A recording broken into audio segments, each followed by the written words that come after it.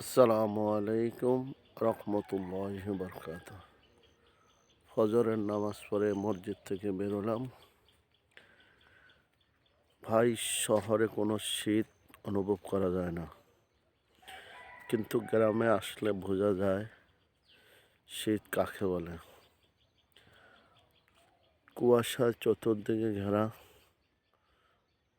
কুয়াশায় কিছু দেখা যায়নি, প্রচণ্ড শীত। এত পরিমাণে শীত, এখানে যদি গরম পোশাক না পরে তাহলে বোঝা যায় শীত কাকে বলে। হাড় ভাঙ্গা শীত। দেখেন,